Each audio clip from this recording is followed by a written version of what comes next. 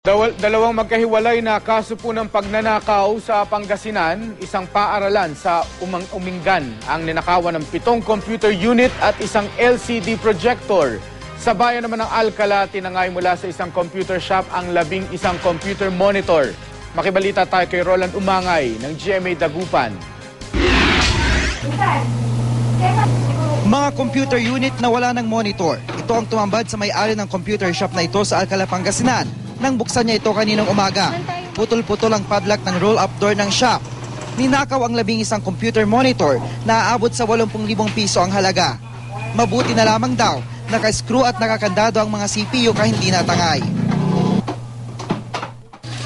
Sa bayan naman ng Umingan, niloban din ang isang paaralan. Tinangay ang 7 CPU, monitor at isang projector na kabibili pa lang. Inaalam ngayon ng pulisya kung may kinalaman sa pagnanakaw ang mga napansing mga dayo na nagtitinda raw ng ballpen sa lugar. Gusto ngayon ng pamunuan ng paaralan na magtalaga ng gwardya. Kailangan talaga ng mga magsi-security dito sa paligid.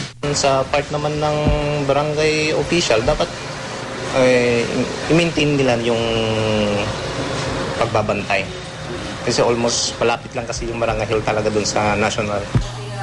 Roland Umangay, Nagbabalita, Pilipinas.